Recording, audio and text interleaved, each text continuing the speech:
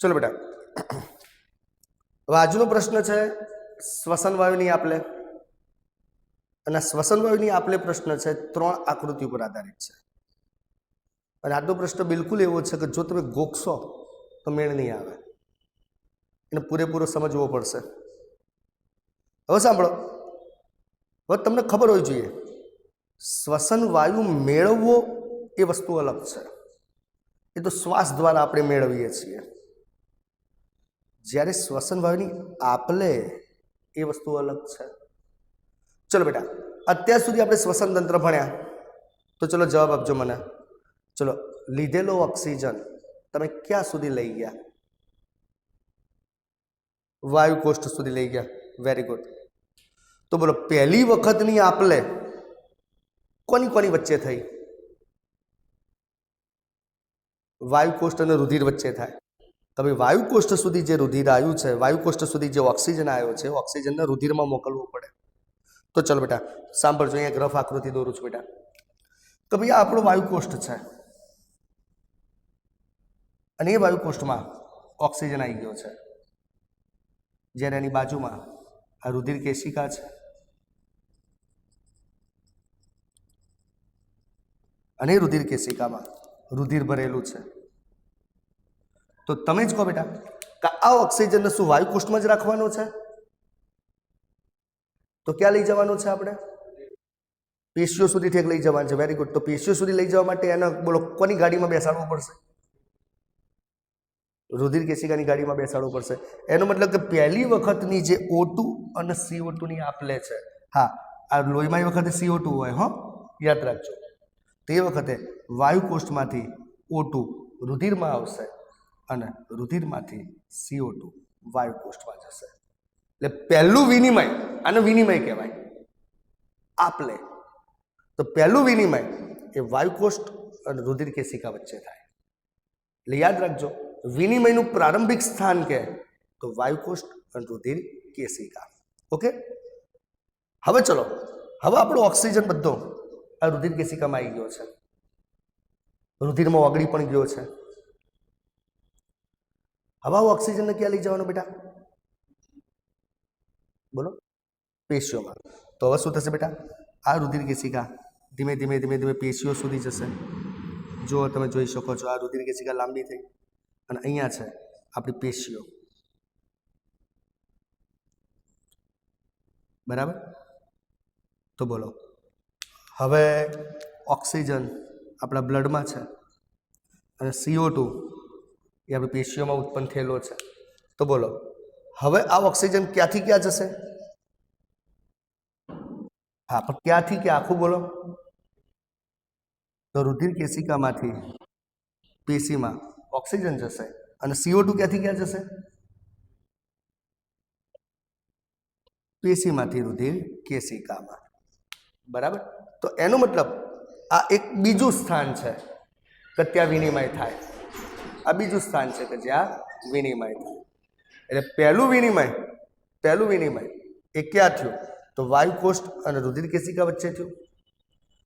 અને બીજું વિનિમય ક્યાં થયું? બીજું વિનિમય રુધિર કેશિકા અને પેશી કોષો વચ્ચે થયું. શું બકા? હા હા, તો સોલ્વ થાય છે, બાકીના કે રેકોર્ડિંગ જોઈ લેજો. હા હા, કેટલા જણાનો ફોન આવ્યો હતો? બરાબર. અને કે આજનો દિવસ પ્રોબ્લેમ થશે, કાલથી તો એ પેલો એકી સંખ્યામાં કરી દઈશું ને, એટલે વાંધો નહીં આવે. હો, ચલો બેટા ધ્યાન યાદ રાખજો. હવે તો ચલો મને કહેજો બેટા, બે જગ્યાએ વિનિમય થયું છે, બે જગ્યાએ. તો જોજો બેટા, વાયુની આપલે, વાયુઓનું વિનિમય. જો મેં જે સમજાવ્યું અહીંયા લખેલું છે, જો બેટા, પ્રારંભિક વિનિમય સ્થાન એટલે કે પહેલું વિનિમય, બોલો કોની કોની વચ્ચે થયું? વાયુ કોષ્ઠ અને રુધિર વચ્ચે. તો ચલો, પહેલું વિનિમય વાયુ કોષ્ઠ અને રુધિર વચ્ચે થયું બેટા. Complete, clear? અને બીજું વિનિમય, દ્વિતીયક વિનિમય, એ બોલો કોની કોની વચ્ચે થયું બેટા? રુધિર અને પેશી વચ્ચે. રુધિર અને પેશી વચ્ચે એટલે કે અહીંયા આગળ. તો એનો મતલબ બોલો, વાયુની આપલે બે જગ્યાએ આપણે થાય છે, આપણે ભણવાની છે. બોલો, બંને જગ્યા ખબર પડી ગઈ કે નહીં બધાને? ઓકે, તો હવે પ્રશ્ન એ થાય આપણને કે સાહેબ આ વિનિમય કઈ રીતે થાય? ખબર તો પડી ગઈ કે બે જગ્યાએ વિનિમય કરવાનું છે. પહેલું વિનિમય પ્રારંભિક વિનિમય વાયુ કોષ્ઠ અને રુધિર વચ્ચે કરવાનું છે. બીજું વિનિમય એ રુધિર અને પેશી વચ્ચે કરવાનું છે. ચલો, ખબર તો પડી, પણ વિનિમય થાય કઈ રીતે? તો સાંભળો, એના માટે પણ પ્રસરણનો જ સિદ્ધાંત લાગુ પડે. પ્રસરણના આધારિત વિનિમય થાય. પણ હા, પ્રસરણ ઉપર કેટલાક પરિબળો અસર કરતા હોય હો. એટલે આ વિનિમય વખતે કેટલાક પરિબળો ઉપર ધ્યાન રાખવામાં આવે. એમાં પહેલું પરિબળ છે કે ઓગળેલો વાયુ એની સાંદ્રતા કેટલી છે. જો સાંદ્રતા ઓછી હોય, ઓગળેલા વાયુની સાંદ્રતા ઓછી હોય તો વિનિમય કેવું થાય? બોલો, ઓછું થાય. બરાબર. અને ચલો, ઓગળેલા વાયુની સાંદ્રતા વધારે હોય તો વિનિમય વધારે થાય. અને બીજું દબાણનો તફાવત. બોલો, ઓગળેલા વાયુનું દબાણ, જેને આંશિક દબાણ કહેવાય, એ વધુ હોય તો બોલો પ્રસરણ અને વિનિમય કેવું થાય? દબાણ વધુ હોય તો વધારે થાય, અને દબાણ ઓછું હોય તો ઓછું થાય. સીધી વસ્તુ છે બેટા, દબાણ અને સાંદ્રતા બંને વધારે હોવું જોઈએ. જે વાયુનું તમારે વિનિમય કરવું છે એ જે તે અંગની અંદર એનું દબાણ અને સાંદ્રતા વધારે હોવું જોઈએ. બરાબર. તો યાદ રાખજો. તો જો બેટા વાયુની આપણે બે જગ્યાએ થવાનું છે, જરા રિવિઝન કરાવી દો. પ્રાથમિક વિનિમય સ્થાન અને દ્વિતીયક વિનિમય સ્થાન. પ્રાથમિક વિનિમય સ્થાન વાયુ કોષથી રુધિર, તો ચલો વાયુ કોષથી રુધિર. અને દ્વિતીયક વિનિમય સ્થાન રુધિરથી પેશી, તો આ રુધિરથી પેશી. અને આ વિનિમય કયા સિદ્ધાંત ઉપર કામ કરે? તો આ વિનિમય પ્રસરણના સિદ્ધાંત ઉપર કામ કરે. પણ પ્રસરણના દર ઉપર કેટલાક પરિબળો અસર કરે, અને એ પરિબળોમાં એક તો છે દ્રાવ્યતા. તો વાયુ કેટલો દ્રાવ્ય થયો છે. હા, બીજું છે એનું આંશિક દબાણ. મેં લખ્યું નથી અહીંયા, પણ યાદ રાખજો, આંશિક દબાણ. અને હા, ત્રીજું, જે સપાટીએથી તમારે પ્રસરણ કરવાનું છે, સપાટીની જાડાઈ. બોલો, સપાટીની જાડાઈ વધુ હોય તો બોલો, સપાટીની જાડાઈ વધુ હોય તો પ્રસરણ કેવું થઈ જાય? ઓછું થઈ જાય. તો એનો મતલબ કે સપાટીની જાડાઈ, સ્તરની જાડાઈ, વાયુની દ્રાવ્યતા અને આંશિક દબાણ. બોલો, તો હવે કેટલાક શોર્ટ ક્વેશ્ચન પૂછું છું, મને જવાબ આપજો જલ્દી. આ 2-3 જણા જવાબ આપે છે.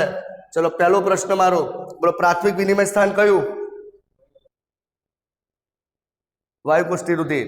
દ્વિતીયક વિનિમય સ્થાન કયું? રુધિરથી પેશી. આ વિનિમય કયા સિદ્ધાંત ઉપર કામ કરે? વેરી ગુડ, પ્રસરણના સિદ્ધાંત ઉપર. અને પ્રસરણ દર ઉપર અસર કરતા પરિબળો કેટલા? 3. Very good. પહેલું પરિબળ સ્તરની જાડાઈ, બીજું પરિબળ વાયુની દ્રાવ્યતા, વેરી ગુડ. અને ત્રીજું પરિબળ આંશિક દબાણ, વેરી ગુડ. તો ચલો, આપણને કોન્સેપ્ટ તો ક્લિયર થઈ ગયો છે કે મારે વિનિમય કરવું હશે તો આ રીતે કરવાનું છે. હવે જો બેટા, જો ત્રીજું પરિબળ મેં અહીંયા લખ્યું છે કે વિનિમયનો આધાર, જો લખ્યું છે ને, દબાણનો ઢોળાંશ અને સાંદ્રતાના ઢોળાંશ ઉપર આધારિત હોય. એટલે કે જો O2 નું વિનિમય કરવું છે તો O2 નું દબાણ અને એની સાંદ્રતા જોવાની. CO2 નું વિનિમય કરવું છે તો CO2 નું દબાણ અને એની સાંદ્રતા જોવાની. તો એનાથી જ પ્રસરણ થશે અને વિનિમય શક્ય બનશે. બોલો બેટા, ખબર પડી ગઈ અત્યાર સુધી? હા, હવે મને પાછો પ્રશ્ન થાય, સાહેબ તમે આ જે દબાણ માટે નવો શબ્દ વાપર્યો તો આંશિક દબાણ. આમ તો અત્યાર સુધી મેં દબાણ દબાણ દબાણ એવો શબ્દ જ વાપરતા હતા. તમે નવો શબ્દ વાપર્યો આંશિક દબાણ. તો આંશિક દબાણ એટલે શું? તો સાંભળો. તો જ્યારે કોઈ વાયુઓનું મિશ્રણ હોય, જ્યારે કોઈ વાયુઓનું મિશ્રણ હોય, માની લો કે આ પાત્ર છે બેટા, અને આ પાત્રમાં ઓક્સિજન પણ હોય, CO2 પણ હોય, હાઇડ્રોજન પણ હોય, નાઇટ્રોજન પણ હોય, ઘણા બધા વાયુઓ હોય અને એનું મિશ્રણ હોય. ત્યારે એમાંથી ચોક્કસ વાયુની દબાણમાં જે ભાગીદારી થઈ, દાખલા તરીકે ચલો આ ચેમ્બર છે, આ પાત્ર છે, એમાં O2 છે, CO2 છે, H2 છે અને N2 છે. સમજો, આ બધા ભેગા થઈ અને 10 પાસ્કલ જેટલું દબાણ ક્રિએટ કરે છે. 10 પાસ્કલ જેટલું. તે કુલ દબાણ થયું. 10 પાસ્કલ એ કુલ દબાણ થયું. તો કોઈ પાત્રમાં રહેલા ટોટલ વાયુ દ્વારા થતું ટોટલ દબાણ એટલે કે કુલ દબાણ થયું. પણ આ કુલ દબાણ જે 10 પાસ્કલ છે, એમાં ઓક્સિજન માની લો કે ભાઈ 3 પાસ્કલ દબાણ ઉત્પન્ન કરે છે, CO2 માની લો કે 6 પાસ્કલ દબાણ ઉત્પન્ન કરે, 5 પાસ્કલ દબાણ ઉત્પન્ન કરે છે, હાઇડ્રોજન છે 1 પાસ્કલ દબાણ ઉત્પન્ન કરે છે, નાઇટ્રોજન 1 પાસ્કલ દબાણ ઉત્પન્ન કરે છે. તો જે તે વાયુ માટે જ્યારે અલગ અલગ વાત કરવી હોય, દાખલા હું એવું કહું જુઓ કે આ પાત્રમાં જે ટોટલ 10 પાસ્કલ છે એમાં 3 પાસ્કલ તો ઓક્સિજનના કારણે છે, તો એ વખતે ઓક્સિજનના દબાણને કહેવાય આંશિક દબાણ. જો એમ કહું કે ચેમ્બરનું ટોટલ દબાણ 10 પાસ્કલ છે, એમાંથી 5 પાસ્કલ તો અડધું અડધ તો કે CO2 ના કારણે છે, તે વખતે CO2 ના દબાણને કહેવાય આંશિક દબાણ. તો ભલે આંશિક દબાણનો મતલબ ખબર પડી ગઈ? હા, તો કે કુલ દબાણમાં જે તે ચોક્કસ વાયુનું કેટલું દબાણ છે એને એનું આંશિક દબાણ કહેવાય. તો જો બેટા, આંશિક દબાણ એટલે શું? તો વાયુઓનું જ્યારે મિશ્રણ હોય ત્યારે કોઈ વિશેષ વાયુની દબાણમાં જે ભાગીદારી છે એને એનું આંશિક દબાણ કહેવાય. જે કે ઓક્સિજનની ભાગીદારીથી થતું દબાણ, તો એને ઓક્સિજનનું આંશિક દબાણ પ્રેશર ઓફ O2 કહેવાશે, અને કાર્બન ડાયોક્સાઇડથી ઉત્પન્ન થતું દબાણ એની ભાગીદારી તો એને પ્રેશર ઓફ CO2 કહેવાશે. એટલે PO2 અને PCO2. બોલો બેટા, કમ્પ્લીટ? ઓકે, તો ચલો આ કોન્સેપ્ટ ક્લિયર કરવાનો હતો આટલે સુધી. ઓરિજિનલ પ્રશ્ન હવે સ્ટાર્ટ થવાનો છે, તો હું તમને આટલે સુધી ફરીથી શોર્ટ ક્વેશ્ચન પૂછી દઉં એકદમ ઝડપથી. ચલો મને જવાબ આપજો. વાયુની આપણે કેટલી જગ્યાએ થવાની છે બેટા? 2 જગ્યા. એટલે વિનિમય સ્થાનો કેટલા કહેવાય? 2 કહેવાય. ચલો, પહેલું વિનિમય સ્થાન કયું? વાયુ કોષ્ઠ અને રુધિર વચ્ચે. બીજું વિનિમય સ્થાન કયું? રુધિર અને પેશીની વચ્ચે. ચલો, વિનિમય કયા સિદ્ધાંત ઉપર કામ કરે? પ્રસરણ સિદ્ધાંત ઉપર. અને પ્રસરણ દર ઉપર પણ કેટલાક પરિબળો અસર કરે કે ના કરે? કરે. પહેલું પરિબળ કયું અસર કરે? સ્તરની જાડાઈ. બીજું પરિબળ કયું અસર કરે? વાયુની દ્રાવ્યતા. ત્રીજું પરિબળ કયું અસર કરે? આંશિક દબાણ. આમ દબાણનો ઢોળાંશ, સાંદ્રતાનો ઢોળાંશ અને વાયુની દ્રાવ્યતા આ ત્રણેય જણા ટૂંકમાં પ્રસરણ ઉપર અસર કરે છે, વિનિમય ઉપર અસર કરે છે. તો આંશિક દબાણ એટલે શું? તો કે વાયુનું જે મિશ્રણ હોય એમાં કોઈ વિશેષ વાયુની દબાણમાં જે ભાગીદારી છે તેને આપણે આંશિક દબાણ કહીએ છીએ. જેમ કે ઓક્સિજનની દબાણમાં ભાગીદારી હોય તો એને ઓક્સિજનનું આંશિક દબાણ કહેવાય, પ્રેશર ઓફ O2, અને CO2 ની આંશિક ભાગીદારીને CO2 નું આંશિક દબાણ કહેવાય, પ્રેશર ઓફ CO2. ચલો બેટા, બધાને ખબર પડી ગયા આટલે સુધી? ઓકે, તો ચલો બેટા, આટલે સુધીનો સ્ક્રીનશોટ લઈ લો પહેલા.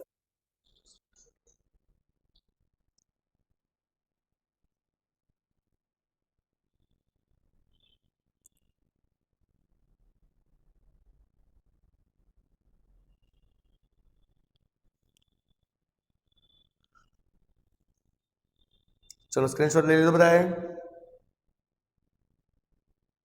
ઓકે,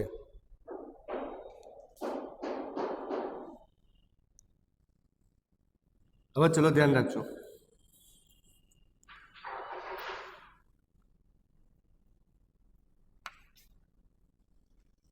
હવે આકૃતિઓ સમજવાની છે. એક કોષ્ટક છે અને 2 આકૃતિ છે. ચલો, આ સેશન ગમે ત્યારે પૂરો થાય તો આના જ લિંક ઉપર બીજી વાર જોઈન થઈ જજો. હવે જો બેટા, 2 શ્વસન વાયુ આપણી પાસે છે, એક ઓક્સિજન અને એક કાર્બન ડાયોક્સાઇડ. બરાબર? હવે એનું પ્રમાણ હું અહીંયા કેટલું લખું છું ધ્યાન રાખજો. હવે જો, એના માટે એક શોર્ટ ટ્રીક તમને બતાવી દઉં. અહીંયા આગળ વાતાવરણીય પ્રમાણ લખવાનું છે, શ્વાસ લીધા પછી વાયુ કોષ્ઠમાં પ્રમાણ લખવાનું છે, ઓક્સિજન વાળા રુધિરમાં લખવાનું છે, એટલે કે રુધિરમાં ઓક્સિજન ભળ્યો હોય ત્યારે લખવાનું છે. બરાબર? પછી ઓક્સિજન વગરના રુધિરમાં લખવાનું છે, અને પેશી કોષોમાં પણ એનું પ્રમાણ લખવાનું છે. તો આ કોઠો કઈ રીતે બનાવશો? તો મેમરાઇઝ જ કરવાનું છે, યાદ રાખવાનું છે, પણ એની શોર્ટ ટ્રીક તમને કહી દઉં છું બેટા. જોજો, વાયુ કોષ્ઠમાં અહીંથી લખવાનું ચાલુ કરું છું. જોજો, 40 40 40 40 અલ્ટરનેટ કર્યું બેટા. 40 40 40 40 આમ અલ્ટરનેટ. યાદ રાખવાની શોર્ટ ટ્રીક.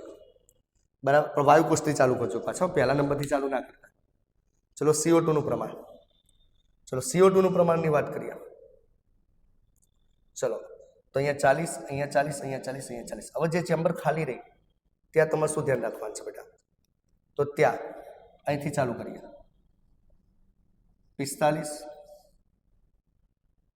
ચલો પછી અહીંયા છે 95 ચલો અહીંયા છે પાછો 45 અને અહીંયા છે 104 બરાબર એટલે 40-40 વાળું તમને યાદ રહી જાય બાકીનું તમારે જાતે યાદ રાખવું પડશે બરાબર એટલે ટૂંકમાં 50% કામ તમારું સહેલું થયું હા હવે વાતાવરણીય વાયુની વાત કરીએ બેટા તો અહીંયા આગળ 159 O2 અને 0.3 CO2 ચલો આવો કોઠો તમને ચોપડીમાં આપેલો છે આ કોઠાનો મતલબ શું જો બેટા આ કોઠાનો મતલબ જ્યાં સુધી તમે નહીં સમજો ત્યાં સુધી બાકીની બે આકૃતિમાં કંઈ ખબર પડશે નહીં તો સાંભળી લો બેટા અને આ બધું જે દબાણ આપેલું છે ને એ mmHg મિલીમીટર હાઇડ્રોજીરમ એકમમાં આપેલું છે mmHg એકમ યાદ રાખજો હવે જો આ શું કહેવા માંગે છે સાંભળજો તમને પહેલાં જ અહીંયા કન્ફ્યુઝન થાય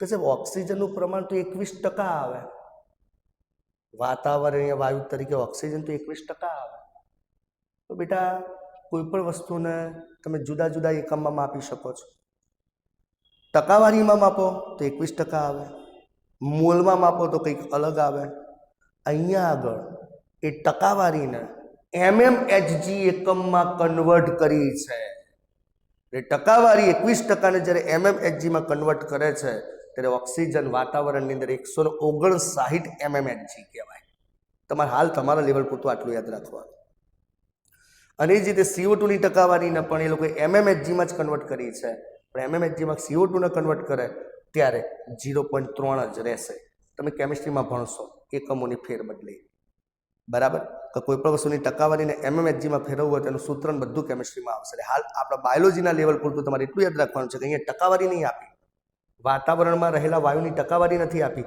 mmHg એકમમાં આપેલા છે એટલે ટકાવારીને તમે mmHgમાં ફેરવો એટલે આંકડો બદલાય બરાબર એટલે આંકડો થયો 21%ના બદલે 159 અને CO2 નું થયો 0.3 બોલો કમ્પ્લીટ ચલો આટલું ક્લિયર થઈ ગયું પહેલા હા કે ના ઓકે હવે જોજો બેટા સિમ્પલ વસ્તુ છે મેં શ્વાસ લીધો હો જોજો તો તમે જ કહો બોલો આ મારો શ્વાસ લીધો એટલે કયો વાયુ લીધો મેં ઓક્સિજન બોલો ઓક્સિજન ક્યાં ગયો વાયુકોષમાં ગયો કે ના ગયો તો તમે જ બોલો મારા વાયુકોષની અંદર આલો ઓક્સિજન વધારે હશે કે CO2 વધારે હશે ઓક્સિજન વધારે હશે એટલે બોલો આંશિક દબાણ કોનું વધારે હશે ઓક્સિજનનું એટલે સીધી વસ્તુ છે મારા વાયુકોષમાં મેં શ્વાસ લીધો છે ત્યારે ઓક્સિજનનું પ્રમાણ 104 છે ખ્યાલ આવે છે કે નહીં એટલે કે પ્રેશર ઓફ O2 104 mmHg છે બોલો એ વખતે ઓક્સિજનનું આંશિક દબાણ વધારે છે તો CO2 નું આંશિક દબાણ કેવું આવવાનું બેટા ઓછું હશે એટલે ઓછું એટલે 40 જ હશે બોલો ક્લિયર ચલો બીજી કોલમ ખબર પડી ગઈ ઓકે હવે ચલો બેટા હજુ રુધિરની અંદર ઓક્સિજન ભળ્યો નથી રુધિરમાં હજુ ઓક્સિજન ભળ્યો નથી જ્યાં સુધી હજુ ઓક્સિજન વાયુકોષ્ઠમાં જ છે બેટા જુઓ 104 હજુ વાયુકોષ્ઠમાં જ છે બરાબર હજુ રુધિરમાં ભળ્યો નથી બોલો રુધિરમાં ઓક્સિજન ના ભળ્યો હોય તો તમે જ કહો રુધિરમાં કોનું આંશિક દબાણ ઓછું હશે ઓક્સિજનનું અને કોનું વધારે હશે કાર્બન ડાયોક્સાઇડનું એટલે જો ઓક્સિજન વગરના રુધિરમાં ઓક્સિજનનું દબાણ 40 જ છે જ્યારે કાર્બન ડાયોક્સાઇડનું દબાણ વધારે છે 45 છે પણ હા ત્યાં સુધીમાં આ વાયુકોષનો ઓક્સિજન ચલો રુધિરમાં ભળી ગયો એટલે રુધિર ઓક્સિજનેટેડ થઈ ગયો ઓક્સિજન વાળું થઈ ગયું તો બોલો રુધિર ઓક્સિજન વાળું થઈ ગયું જો લખ્યું છે રુધિર O2 યુક્ત તો બોલો એમાં કોનું દબાણ વધારે હશે અને કોનું ઓછું હશે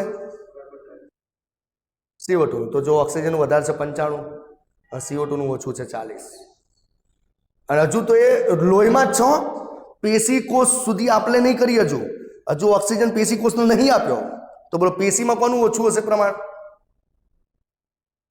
ઓક્સિજનનું જો 40 જ છે અને CO2 નું વધારે હશે 45 છે. બોલો બેટા ચોપડીમાં આપેલો કોઠો ખબર પડી ગઈ? હા કે ના? Very good. ચલો મને કહેજો જે સમજાવો એ. ચલો આ રુધિરમાં કેમ ઓક્સિજન ઓછું છે? હા, કારણ કે હજુ રુધિર O2 વિહીન છે, હજુ વાયુ કોષમાંથી લોહીમાં આવ્યું નથી. જ્યારે આ રુધિરની અંદર કેમ ઓક્સિજન વધારે છે? કારણ કે O2 યુક્ત છે, ઓક્સિજન રુધિરમાં આવી ગયું છે એટલે એનું દબાણ વધી જાય છે. બેટા કમ્પ્લીટ ખબર પડી ગઈ કે નહીં અત્યાર સુધી? ઓકે. તો જો બેટા આ જ કોષ્ટકનો ઉપયોગ કરી અને હવે વાયુની આપણે આપલે જોવાની છે. પ્રથમ સ્થાને પણ આપલે જોવાની છે અને બીજા સ્થાને પણ આપલે જોવાની છે. પ્રથમ સ્થાને એટલે વાયુ કોષ્ટક અને રુધિર વચ્ચે અને બીજા સ્થાને એટલે રુધિર અને પેશી કોષો વચ્ચે. ઓકે, તો ચલો બેટા ધ્યાન રાખજો. પણ એના માટે હવે હૃદયની ભૂમિકા તમારે યાદ કરવી પડશે, કારણ કે લોહીનું પમ્પિંગ તો કોણ કરે? હૃદય કરે. તો હવે હૃદયની રચના તમને ખબર હોવી જોઈએ. એના વગર તમે અહીંયા આગળ પરિવહન નહીં ભણી શકો. તો સાંભળો બેટા, હાલ તો આવી પરિસ્થિતિ છે આપણી પાસે. જોજો, હાલ તો આપણે ઓક્સિજન લઈ અને એ મસ્ત મજાના વાયુકોષ્ઠમાં નાખી દીધો છે બેટા. આ વાયુકોષ્ઠ બરાબર. જ્યાં બોલો પ્રેશર ઓફ O2 કેટલું છે બેટા? હા બોલો, એક જણો જ બોલ્યો. પ્રેશર ઓફ O2 કેટલું છે? 104. કારણ કે મેં શ્વાસ લઈ દીધેલો છે 104. પ્રેશર ઓફ CO2 કેટલું છે? 40 છે. તો હાલ તો મેં શ્વાસ લઈ લીધેલો છે એટલે કે બધો ઓક્સિજન મારા વાયુ કોષ્ઠમાં છે એટલે ઓક્સિજનનું પ્રેશર 104 છે, CO2 નું ઓછું છે 40 જ છે. બોલો હવે આ ઓક્સિજન કોને આપવાનો આપણે? હા, પણ રુધિર કેશિકા તો હૃદય સાથે સંકળાયેલી છે એટલે હૃદયની શું ભૂમિકા એ હવે જોવું પડશે. તેના માટે હું તમને છે ને એક રફ આકૃતિ બતાવી દઉં, ધ્યાન રાખજો. ચલો આ છે હિતેશભાઈનું હૃદય, મસ્ત મજાનું ગોળ છે જુઓ, બરાબર. ચલો એની 4 ચેમ્બર, બરાબર. આને કહું જમણું કણક, આને કહું ડાબું કણક, આને કહું જમણું ક્ષેપક, આને કહું ડાબું ક્ષેપક. બોલો ક્લિયર? અને તમે કેમ, હું આમ ઊભો છું બેટા, જુઓ હું આમ છું એટલે આ બાજુનો ભાગ મારા માટે જમણો થયો, ખબર પડે કે નહીં? એટલે મેં આ બાજુ જમણું કણક લખેલું છે, આ બાજુ ડાબું કણક. આ મારો ડાબો ભાગ તો આ બાજુ ડાબું કણક. ક્લિયર થાય? મેં મારા સંદર્ભમાં લખ્યું છે બેટા. ક્લિયર થયું કે ના થયું? ઓકે. હવે તમારે શું યાદ રાખવાનું? હંમેશા યાદ રાખવાનું કે જમણો ભાગ અશુદ્ધ રુધિરને ગ્રહણ કરે, આટલું યાદ રાખવાનું. જમણો ભાગ અશુદ્ધ રુધિર, અશુદ્ધ રુધિર એટલે O2 વિહીન રુધિર. તો O2 વિહીન રુધિર બોલો જમણા કણકમાં આવ્યું? આ કના બોલો જમણા કણકમાંથી O2 વિહીન રુધિર બોલો જમણા ક્ષેપકમાં આવ્યું? યાદ રાખવાનું, જમણો ભાગ હંમેશા અશુદ્ધ રુધિરને ગ્રહણ કરે, એ જે ડાબો ભાગ હંમેશા શુદ્ધ રુધિર, શુદ્ધ રુધિર એટલે O2 યુક્ત રુધિર ને ગ્રહણ કરે. તો ડાબા કણકમાં આવ્યું, ત્યાંથી ડાબા ક્ષેપકમાં આવ્યું. હવે આ કણકમાં લાવ્યું કોણ? ચલો કણકમાંથી તો ક્ષેપકમાં આવી જાય, ખબર છે અહીંયા વાલ્વ હોય, વાલ્વથી આવી જાય. તો હૃદયમાં કોણ લાવ્યું? તો શિરાઓ લાવે. તો ચલો અહીંયા ઉપર 2 શિરા દોરું છું, પછી હૃદયમાંથી બહાર લઈ જવાનું હોય કે નહીં પાછું, તો નીચે 2 શિરાઓ દોરું છું. એટલે ક્લિયર થાય છે? જોજો શોર્ટકટ છે, ગોખવું નહીં પડે કે કોણ ક્યાં લાવે કોણ ક્યાંથી લઈ જાય. મસ્ત આઈડિયા આપું તમને, કોઈને શીખવાડવાનું નહીં, બરાબર. જોજો બેટા, જમણો ભાગ જમણું કણક જમણું ક્ષેપક, ડાબો ભાગ ડાબું કણક ડાબું ક્ષેપક, જમણા ભાગમાં O2 વિહીન O2 વિહીન, ડાબા ભાગમાં O2 યુક્ત O2 યુક્ત. હવે જો બેટા અહીંયા ઉપર લખી દેવાનું શિરા શિરા, અહીંયા લખી દેવાનું ધમની ધમની, ઉપર શિરા શિરા નીચે ધમની ધમની. ઓકે. પછી જોજો બેટા અહીંયા લખવાનું મહા, એની આ બાજુ પણ લખવાનું ઓપોઝિટ મહા. ઓકે. અને અહીંયા લખવાનું ફુફ્ફુસ, તેની ઓપોઝિટ આ બાજુ પર લખવાનું ફુફ્ફુસ. બોલો ક્લિયર? तो बोलो बधुं याद रही गयुं कि नहीं? बोलो जमणा कणकमां कोण लावे? महाशिरा। डाबा कणकमां कोण लावे? फुफ्फुसीय शिरा। जमणा क्षेपकमांथी कोण बहार लई जाए? फुफ्फुस धमनी। अने डाबा क्षेपकमांथी कोण बहार लई जाए? महाधमनी। Very good. बोलो गोखવું પડ્યું કઈ? બોલો 4 શોર્ટ ક્વેશ્ચન યાદ રહી ગયા કે ના રહી ગયા? હા, હવે ક્યાંથી લાવે અને ક્યાં લઈ જાય તમે યાદ રાખવાનું. જ્યાં ફુફુસ લખેલું હોય ત્યાં લખી દેવાનું ફેફસા,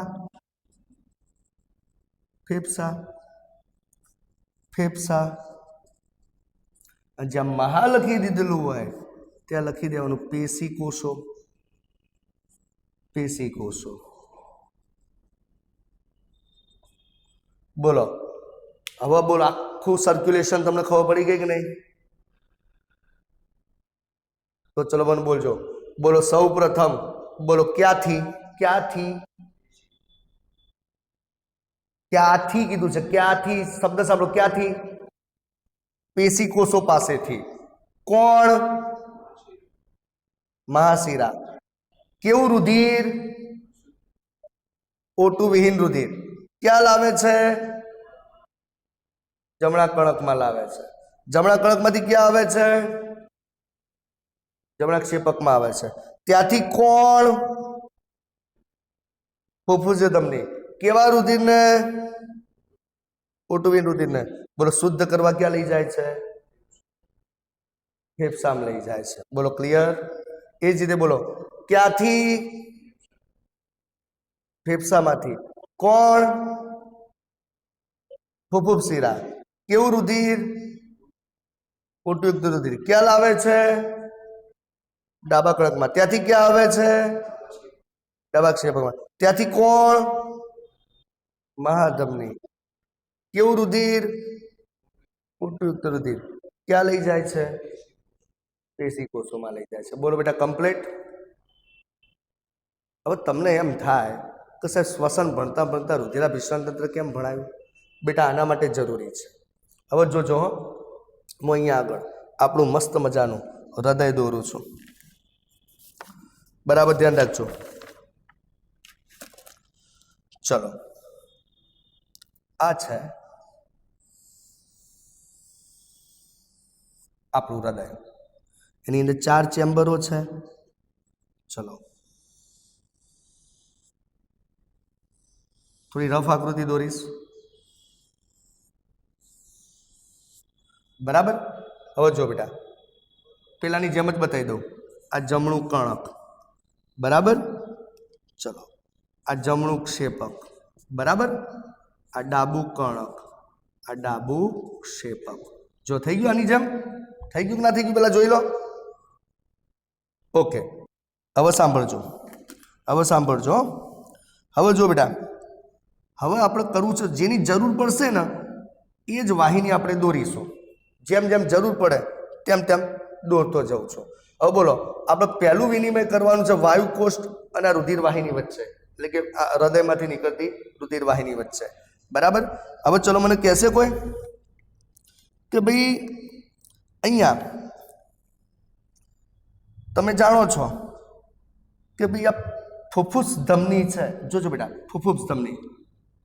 આ ફુફ્ફુસ ધમની કેવું રુધિર લઈને જતી હતી? ફુફ્ફુસ ધમની ઓટુ વિહીન રુધિર લઈને જતી હતી. જો જમણા ક્ષેપકમાંથી ઓટુ વિહીન રુધિર લઈને જતી હતી. અને ક્યાં જતી હતી બેટા? બોલો ક્યાં જતી હતી? ફેફસામાં. એટલે ખ્યાલ આવે છે કે નહીં? હા કે ના? તો જોજો બેટા તો ફુફ્ફુસ ધમની જે જમણા ક્ષેપકમાંથી નીકળતી હતી, જો આ આકૃતિ ઉપરથી જમણા ક્ષેપકમાંથી ફુફ્ફુસ ધમની નીકળતી હતી. તો જોજો બેટા આપણું જમણું ક્ષેપક અહીંયા છે. હા કે ના? તો આ જમણું ક્ષેપક અહીંયા છે. તો જમણા ક્ષેપકમાંથી ફુફ્ફુસ ધમની નીકળશે. જો એ આ નીકળી. જો જમણા ક્ષેપકમાંથી ફુફ્ફુસ ધમની નીકળી. બોલો આ ફુફ્ફુસ ધમની નીકળી અને જમણા ક્ષેપકમાંથી બોલો ક્યાં જશે? ક્યાં જશે? ફેફસામાં, મીન્સ કે વાયુ કોષ્ઠમાં. બરાબર. તો જો જમણા ક્ષેપકમાંથી ફુફ્ફુસ ધમની નીકળી અને જો વાયુ કોષ્ઠ ફાઈ આવી. આવી કે ના આવી? આગળના તો જો આ બંને આકૃતિ સેટ થઈ ગઈ, જમણા ક્ષેપકમાંથી ફુફુસ ધમની નીકળી ફેફસામાં ગઈ, બરાબર. તો જમણા ક્ષેપકમાંથી ફુફુસ ધમની નીકળી ફેફસા ફાઈ ગઈ. હવે તમે જ બોલો બેટા, જમણા ક્ષેપકમાંથી જે ફુફુસ ધમની નીકળી છે એ કેવું રુધિર લઈને નીકળી છે? O2 વિહીન. હવે O2 વિહીન રુધિર લઈને નીકળી છે, બોલો ફાઇનલ ને? O2 વિહીન લઈને નીકળી છે ને? આગળના તો O2 વિહીન લઈને નીકળી છે, તો એ જો O2 વિહીન, તો O2 વિહીન રુધિરમાં બોલો પ્રેશર ઓફ O2 કેટલું હશે? 40. તો બોલો અહીંયા લખી દઉં, pressure of O2 is equal to 40. Pressure of CO2 હશે 45. બેટા ક્લિયર? અને આનું નામ થશે ફુફુસ ધમની. Okay, complete. હા, હવે ચલો એ વાયુકોષ્ઠ સુધી આવી, બરાબર. જેવી વાયુકોષ્ઠ સુધી આવશે એટલે બોલો હવે જો બંને વચ્ચે દબાણનો તફાવત સર્જાયો કે ના સર્જાયો? આપણે કીધું હતું ને વાયુ વિનિમય માટે દબાણના ઢોળાંશનો તફાવત પણ હોવો જોઈએ તો જ પ્રસરણ થાય, બરાબર. તો તમે જોઈ શકો છો અહીંયા દબાણનો તફાવત સર્જાયો છે ભાઈ, બરાબર. જો મને કહેશે કોઈ બોલો વાયુકોષ્ઠમાં પ્રેશર ઓફ O2 કેટલું છે? 104 છે. જ્યારે આપણી ફુફુસ ધમનીમાં પ્રેશર ઓફ O2 કેટલું છે? 40 જ છે. તો બોલો કેવા દબાણથી કેવા દબાણ તરફ O2 જાય? વધારે દબાણથી ઓછા દબાણ તરફ જાય. તો બોલો આપણો ઓક્સિજન ક્યાંથી ક્યાં જશે? વાયુકોષ્ઠમાંથી રુધિરમાં ઓક્સિજન જશે. બોલો ક્લિયર? કમ્પ્લીટ. ચલો એ જ વખતે બોલો CO2 માં પણ આંશિક દબાણમાં તફાવત છે કે નહીં? બોલો CO2 ક્યાં વધારે છે બેટા? રુધિરમાં, અને વાયુકોષ્ઠમાં ઓછો છે. તો બોલો શું થશે? તો રુધિરમાંથી CO2 વાયુકોષ્ઠમાં જતો રહેશે. બોલો કમ્પ્લીટ. ઓકે, તમે કહો છો હા સર, તો ઓકે. તો બોલો હવે આ રુધિર એ આટલે સુધી આપલે કરી દીધી, અહીંયા સુધી આપલે કરી દીધી, બરાબર. અત્યાર સુધી અશુદ્ધ હતું બેટા. જો આ ટપકા ટપકા કર્યા ત્યાં સુધી અશુદ્ધ હતું. હા કે ના? ટપકા ટપકા કર્યા ત્યાં સુધી અશુદ્ધ હતું, એટલે કે પ્રેશર ઓફ O2 40 જ હતું, પ્રેશર ઓફ CO2 45 હતું. પણ બોલો હવે એ કેવું થઈ ગયું બેટા? કેવું થઈ ગયું? શુદ્ધ થઈ ગયું, ઓક્સિજન યુક્ત થઈ ગયું. થઈ ગયું કે ના થઈ ગયું? અને બોલો ઓક્સિજન યુક્ત રુધિર. હવે બોલો એ મારી આંગળી અહીંયા છે, બોલો અહીંથી હવે રુધિર કેવું થઈ ગયું? ઓક્સિજન યુક્ત થઈ ગયું, શુદ્ધ થઈ ગયું. તો તમે ચલો પેલી આકૃતિ ઉપરથી કહો ઓક્સિજન યુક્ત રુધિર હૃદયના કયા ભાગમાં લાવવાનું છે? ડાબા કડકમાં લાવવાનું છે. અને ડાબા કડકમાં કોણ લઈને આવે? ફુફુસીય શિરા લઈને આવે. તો એનો મતલબ હવે આ બધું રુધિર ઓક્સિજન યુક્ત થઈ ગયું, અને એ ઓક્સિજન યુક્ત રુધિરને આપણે ડાબા કણકમાં લાવવાનું છે. તો જો બેટા ડાબા કણકમાં લાવી દીધું, એટલે ટપ્પો પડ્યો. તો બોલો આ વાહિનીનું નામ શું હશે? બોલો આ કાળા કલરની વાહિનીનું નામ શું? ફુફુસ શિરા. સેશન પૂરો.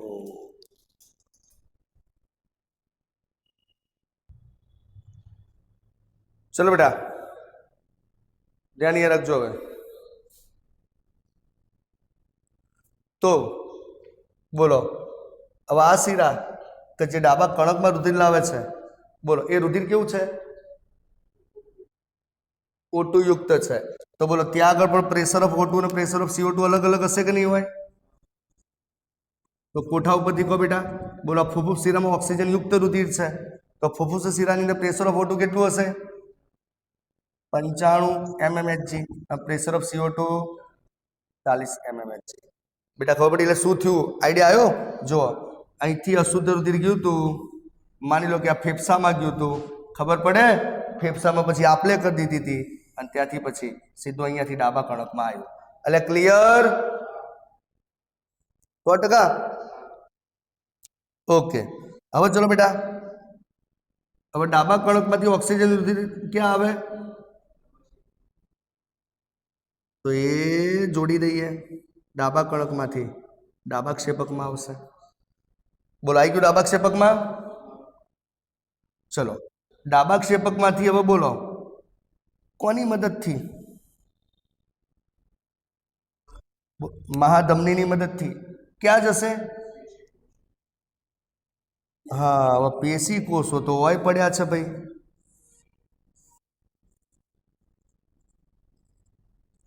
તો એનો મતલબ બોલો ડાબા ક્ષેપકમાંથી મારે એને પેશી કોષો સુધી લઈ જવાના છે. અને પેશી કોષોની સિચ્યુએશન પણ તમને ખબર છે બેટા. પેશી કોષોમાં ઓક્સિજન કેટલો છે અને CO2 કેટલો છે? 45. અહીંયા લખી રહ્યું છું, પ્રેશર ઓફ O2 ઓનલી 40 છે, પ્રેશર ઓફ CO2 45 છે. બોલો ચલો, હવે ક્યાંથી નળી નીકળશે આપણી? ડાબા ક્ષેપકમાંથી નીકળશે. Very good. અને ક્યાં જશે? પેશી કોષો સુધી જશે. કેવું રુધિર લઈને જશે? O2 યુક્ત રુધિર લઈને જશે. તો ચલો જુઓ, એ ડાબા ક્ષેપકમાંથી નળી કાઢીએ અને નળી હવે જશે પેશી કોષ ફાય. બોલો ગઈ કે ના ગઈ? બોલો, તો આ નળીનું નામ શું છે બેટા? ડાબા ક્ષેપકમાંથી નીકળીએ મહાધમની. Very good. ચલો, તો આ નળી છે બેટા આપણી મહાધમની. મહાધમનીને દૈહિક ધમની પણ કહેવાય હો, દૈહિક ધમની. બોલો આ કેવું રુધિર લઈને ગઈ છે ભાઈ? O2 યુક્ત રુધિર લઈને ગઈ છે. તો ત્યાં આગળ પણ પ્રેશર ઓફ O2 કેટલું હશે? 95. અને પ્રેશર ઓફ CO2 કેટલું હશે? 40. બોલો, પહેલું વિનિમય તો અહીંયા પત્યું તો આ બે વચ્ચે. બોલો આ બે વચ્ચે શું થશે? દ્વિતીય વિનિમય થશે, બીજા નંબરનું વિનિમય. તો બોલો તમે જોઈ શકો છો કે દબાણનો તફાવત છે કે નહીં? તો બોલો ક્યાંથી ઓક્સિજન ક્યાં જશે? મહાધમનીમાંથી ઓક્સિજન પેશી કોષોમાં જશે. પેશી કોષોમાંથી CO2 મહાધમનીમાં જશે. ભાઈ ખબર પડી? તો બોલો હવે રુધિર ઓક્સિજન વાળું રહ્યું, હવે CO2 વાળું થઈ ગયું, ઓક્સિજન વગરનું થઈ ગયું. તો બોલો બેટા, તો આ મહાધમનીએ પેશી કોષોને ઓક્સિજન આપી દીધા, હવે રુધિર ઓક્સિજન વગરનું થઈ ગયું. બોલો ઓક્સિજન વગરનું રુધિર કોણ લાવતું હતું? મહાશિરા લાવતું હતું, યાદ કરો. જે ક્યાં ખુલતી હતી? જમણા કણકમાં. તો બસ હવે અહીંથી ચાલુ થઈ આપણી મહાશિરા અને લાવતી હતી જમણા કણકમાં. તો બોલો આવી ગયું કે નહીં જમણા કણકમાં? એટલે ક્લિયર? તો બોલો આનું નામ શું આપીશું? હે? મહાશિરા. અને ત્યાં બોલો પ્રેશર ઓફ O2 કેટલું હશે? 40. કારણ કે ઓક્સિજન વગરનું છે બેટા, ઓક્સિજન આપી દીધો. અને પ્રેશર ઓફ CO2 45. અને જમણા કણકમાંથી પાછું જમણા ક્ષેપકમાં સાયકલ આખું ચાલતું જશે. અલ્યા ખબર પડી? 100%. બાજુવાળી રહેતી વાલી વિદ્યાના સોગન.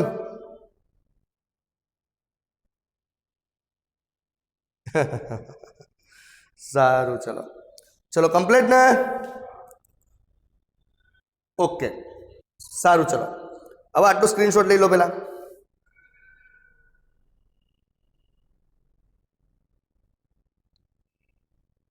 ચલો સ્ક્રીનશોટ લઈ લો, થોડું બોર્ડ બદલું હું. આપણે એવું કીધું હતું કે વાયુના વિનિમયનો આધાર, વાયુના વિનિમયનો આધાર એક તો આંશિક દબાણના તફાવત ઉપર છે, બીજું વાયુની દ્રાવ્યતા ઉપર આધારિત છે, અને ત્રીજું પ્રસરણ સપાટીની જાડાઈ ઉપર આધારિત છે. હવે સાંભળો બેટા, હવે પ્રસરણ સપાટીની જાડાઈની વાત કરવાની છે બેટા. આ પ્રશ્ન, આ આકૃતિ અત્યાર સુધી નીટમાં 2 વાર પૂછાઈ ગઈ છે, એટલે ધ્યાન રાખજો. જો બેટા આપણું વાયુકોષ છે, આપણી રુધિરવાહિની છે, બરાબર. અહીંયા થોડી રફ આકૃતિ દોરું છું બેટા. આ વાયુકોષ્ઠ છે, આપણી રુધિરવાહિની છે, બરાબર. હવે સાંભળો, આ વાયુકોષ્ઠ છે એ પણ એક ચોક્કસ પ્રકારના સેલના બનેલા હશે, કારણ કે એની દિવાલ એક ચોક્કસ પ્રકારના સેલની બનેલી છે. તે સેલ કયા છે? તો સાંભળો બેટા, તમે પ્રાણી પેશીમાં ભણીને આવ્યા છો, લાદીસમ અધિચ્છદના સેલ છે. કયા છે બેટા? લાદીસમ અધિચ્છદ. તો વાયુકોષ્ઠના જે સેલ છે લાદીસમ અધિચ્છદના છે, અને આ એક જ સ્તરમાં ગોઠવાયેલા છે, ઓનલી વન લેયર, બરાબર. ચલો, એ જ રીતે આજુબાજુ જે રુધિર કેશિકા છે, એ રુધિર કેશિકા પણ એક સ્તરીય કોષોની જાડાઈ ધરાવે છે. એની પાસે પણ આ એક સ્તરીય કોષોની જાડાઈ હોય છે, અને એ છે અંતચ્છદ. અંતચ્છદ એટલે અંત અધિચ્છદ, બરાબર. એટલે પરીક્ષામાં પૂછાય તો વાયુકોષ્ઠ કયા કોષોની એક સ્તરીય ગોઠવણી ધરાવે છે બેટા? લાદીસમ અધિચ્છદની. અને રુધિર કેશિકાની દિવાલ કયા કોષોની એક સ્તરની જાડાઈ ધરાવે છે? અંતચ્છદ, અંત અધિચ્છદ. બોલો, ક્લિયર? અને હા, એ બંને વચ્ચે અહીંયા સ્પેસ હોય, આ સ્પેસ છે જેને કહેવાય આધારક. તો એનો મતલબ બોલો, મારે જાડાઈ ગણવી હોય, પ્રસરણ સીમા ગણવી હોય, પ્રસરણ સીમા, તો ત્રણેયનો સરવાળો કરવો પડે કે ના કરવો પડે? ત્રણેયની ટોટલ જાડાઈ ગણવી પડે કે નહીં પ્રસરણ સીમા તરીકે? તો બોલો, એક તો કોનું આવરણની જાડાઈ લેવાની? વાયુકોષના આવરણની જાડાઈ લો, વત્તા વચ્ચેના આધારકનું અંતર લો, વત્તા રુધિર કેશિકાનું અંતચ્છદ એની જાડાઈ લો. તો સાહેબ તો જાડાઈ વધી નહીં જાય? ત્રણ જાડાઈનો સરવાળો કરવાનો? અલ્યા નહીં વધે.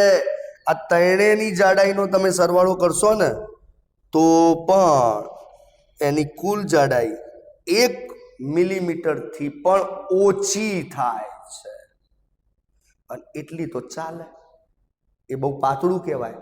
એટલે સરસ રીતે એ પ્રસરણ સીમા તરીકે વર્તે છે, અને ઓક્સિજનને રુધિરને આપે છે, CO2 વાયુકોષમાં વિનિમય પામે છે, બરાબર. એટલે યાદ રાખજો બેટા કે વાયુકોષની દિવાલ, વચ્ચેનું આધારક, આ રુધિર કેશિકાનું અંતચ્છદ, આ ત્રણેય જણાની ભેગી જાડાઈ 1 મિલીમીટર કરતાં પણ ઓછી છે, બરાબર.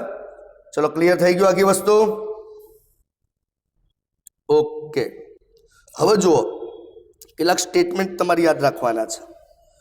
તો ભાઈ અહીંયા 2 વાયુઓનું સતત વિનિમય કરીએ છીએ આપણે, O2 અને CO2 નું, અને 2 વાર વિનિમય કર્યો. પણ જ્યારે દ્રાવ્યતાની વાત કરવાની આવે ને તો યાદ રાખજો, પરીક્ષામાં પૂછાય કે ભાઈ રુધિરમાં કયો વાયુ સરળતાથી દ્રાવ્ય થઈ જાય છે? તો યાદ રાખજો CO2. રુધિરમાં કયો વાયુ સરળતાથી દ્રાવ્ય થઈ જાય છે? CO2. કારણ કે CO2 ની દ્રાવ્યતા O2 કરતા 20 થી 25 ગણી વધારે હોય. O2 કરતા CO2 ની દ્રાવ્યતા 20 થી 25 ગણી વધારે હોય. બોલો, ક્લિયર?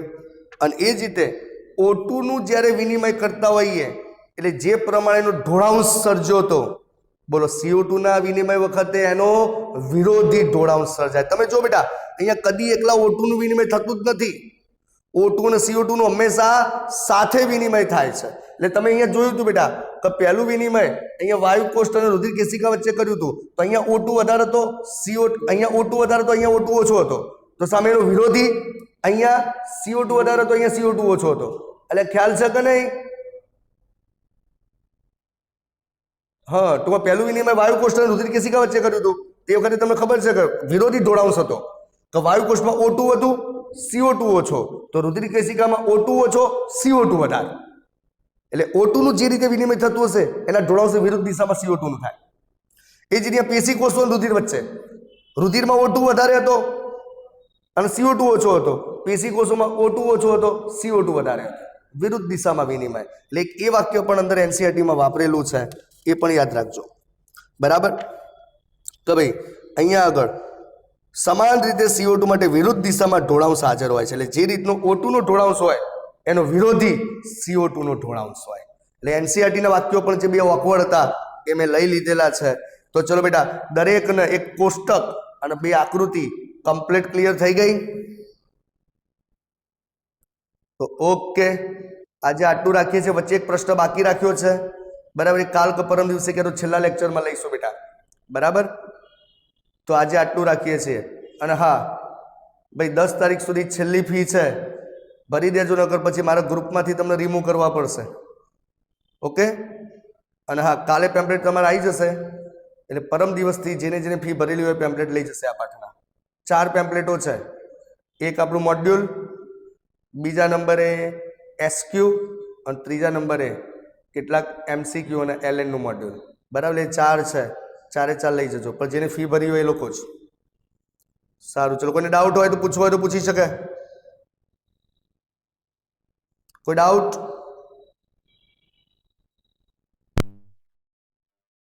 ડાઉટ? ના સર. ઓકે, તો હેડો પૂછી જો તમે બધા વસ્તુ શાંતિથી એસી ચાલુ કરીને. ખાધું હશે ને પાછા બધાએ? તો ઊંઘ આવતી હશે લેક્ચરમાં.